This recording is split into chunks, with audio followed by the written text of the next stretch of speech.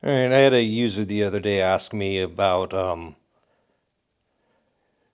is it worth it buying a premium SAB or is the Steam AK good enough?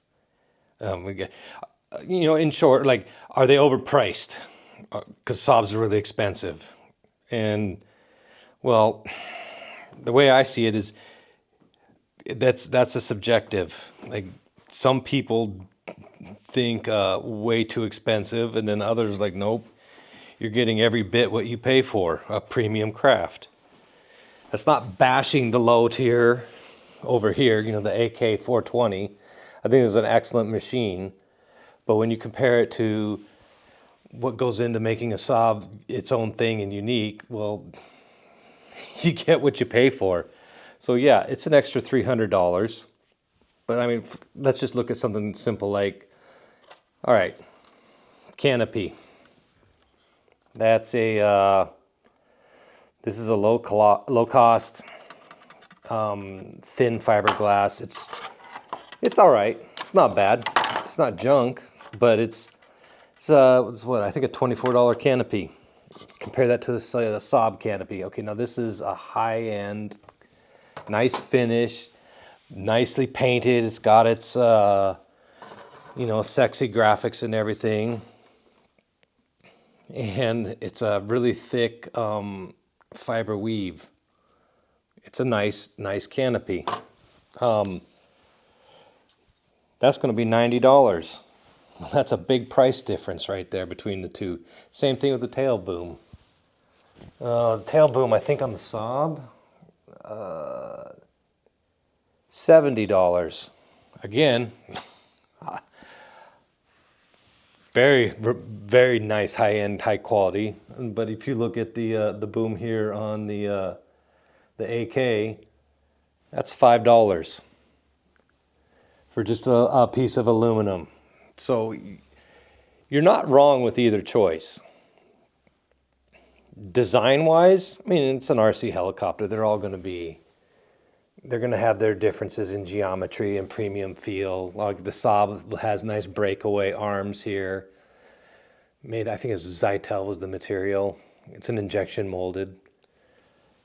Over on the AK, it's just, bread and butter aluminum. There's a lot of thoughtful things that go into the design of the SAB to make it not just aesthetically pleasing, but a better balance. For example, here, tail servo. That's right out there in the open. And if you come over here to the SAB, the tail servo, it's underneath the nose here, and it brings it to a closer center mass. So for performance, I mean, for us mere mortals, I wouldn't be able to tell. I certainly wouldn't. They'll both fly great to me, but for people who want to just smash around, the SAB is going to win for sure. Your battery tray, okay? There, mount your battery packs on Velcro and zip them in and out. There it is. Pretty simple and straightforward. With the SAB, you get a nice quick connect system. So it's going to be easier and quicker to slide them in and out on the canopy. Got the quick release. It's a belt driven system versus just a straight pinion to gearing. Carbon fiber plates. All right, the SAB plate's $50. The AK, that's $15. Are you getting a better quality? No. It's carbon fiber plating. I mean, this is a plain weave, and then I think over here is there's a twill. So that's just aesthetics. I mean, in my opinion, I think that this one looks better. But that's just the weave pattern. As far as like, is one gonna handle better than the other? All right, you'll get an edge over the rigidity on this one versus the rigidity on this one. What drives the price up so massively, though, is SAB's doing all this in-house, and so they have their quality controls, and that's one of the things that really goes a long way when you're building it with a SAB. Like, Here, the main shaft came packaged in its own individually vacuum seal, or not vacuum, but heat sealed container with a light little dusting of oil.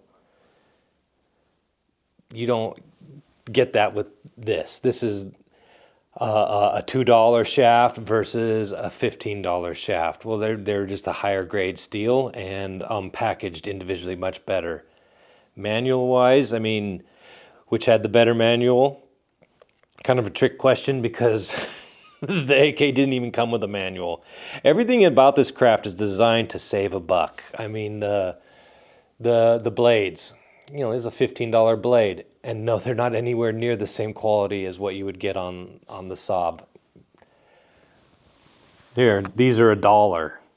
Blades for the SAB are gonna be like 22 bucks. Blades for the main here, that's gonna be, I think they're like $50. So $50 mains versus $15 mains. Is this good enough? Yeah. Is it the best? No. But then again, I mean, this is going to be a fight, but Saab doesn't have the best blades either. They're good enough blades, better than good enough. So, what do you call that? A minus or A tier. This is the B shelf, and then there's other brands that'll be your S tier blades. Won't pick that fight right now. Maybe one day. Anyways, overall, when you look between these two craft, I got a much cleaner look when I did this Saab. I mean, I did like the wiring on this because I had a lot more room to maneuver and work around. For people who didn't believe me, trust me, getting my fingers in here to work these servos into their correct slot did take tweezers. And same thing in here. Well, you could just remove the mount. All right, all right. Yes, I could pull this out and I could have mounted it and then I could have fed it in. But at any rate, I didn't want to be ripping this out once I installed it. And I installed it first because I wanted to have the antennas in their proper placement first. Wasn't a deal breaker for me. I think overall, though, the way the Saab came out, just a cleaner look overall. It's a nice machine. So, is it worth paying the extra $300 for a Saab? Again, that's a subjective question, and for some people, that's just too much. Because I mean, like replacing the canopy here, I did a video on a crash kit for this, and it was a nice crash kit for 90 bucks. Well, there you go. There's your $90 canopy.